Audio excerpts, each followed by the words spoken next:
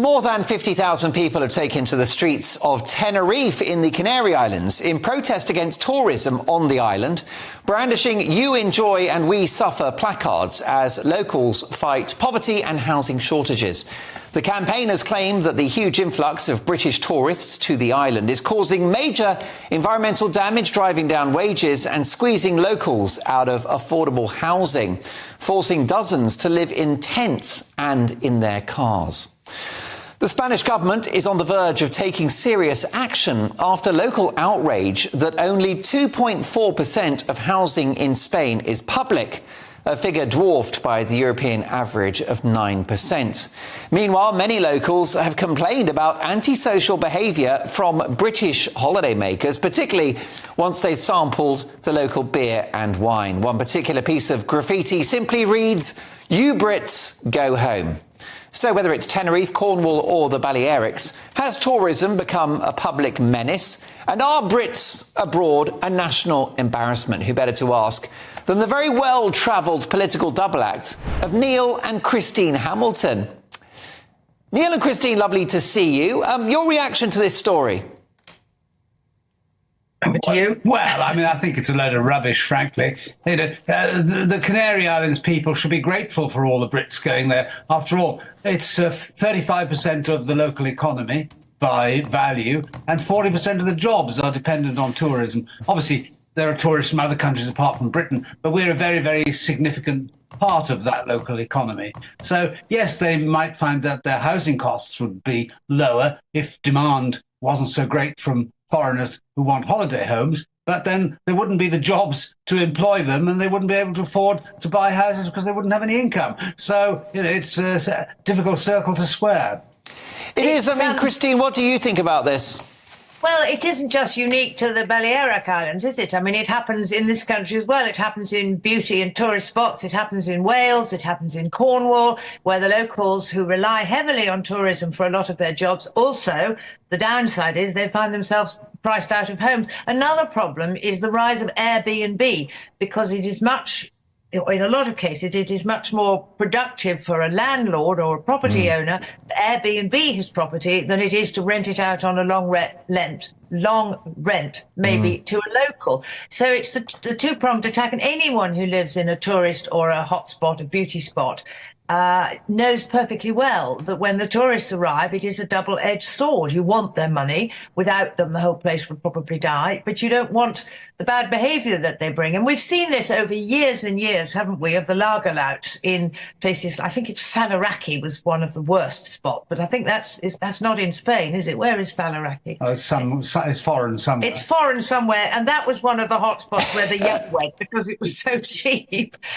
So I was never allowed to go.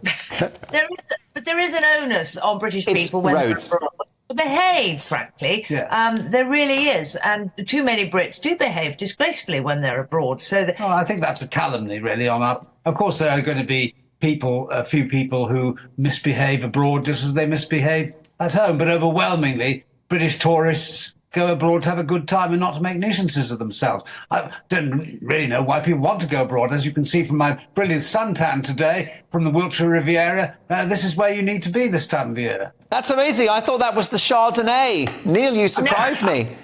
Christine, go on. What were you going to say, Christine? Well, I was just going to say, I think one of the problems is that we don't get a lot of sunshine in this country. So the contrast between life at home and life when they go abroad to a sunny climate for Brits, it kind of goes to their head, I think, rather more than if it was a tourist from a sunny country going to a sunny country. They're kind of used to all that, whereas we're not. And I think it can be very heady and possibly cause a bit of bad behaviour.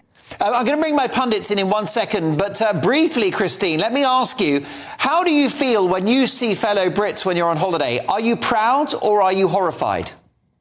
I try and avoid Brits when I go on holiday. The last thing in the world I want to discover is to hear somebody speaking English when I'm abroad. I like to be abroad and get away from the Brits. So it depends how they're behaving. I mean, of course, I'm covered with embarrassment if they're behaving badly. Of course I am. Anybody would be. They're letting their country down. They're letting everybody else down. They're letting their fellow countrymen down. And they should know better. They'll probably grow up. Okay. It tends to listen, be young, I'm afraid. It's too right. I agree with you there. Let's bring my pundits in if we can. We've got Diana Moran, we have Nina Mishkov and Benedict Spence. Diana, are Brits abroad a national embarrassment? They certainly can be. But you've got to remember that 40% of the money and everything that's going on in Tenerife comes from the tourism trade. Yes, I agree. Maybe it's to do with the weather, as you've just said. They get over there, they get a bit thirsty, and then the trouble starts.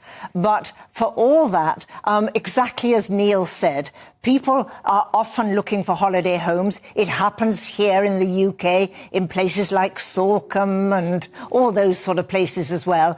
And that can upset local people. Of course it can, because they cannot then afford those properties. OK. Nina, briefly, if you can, is it selfish going to these tourist spots when the locals suffer? No, it's not selfish, but it is selfish going there and behaving like we've just seen on that video.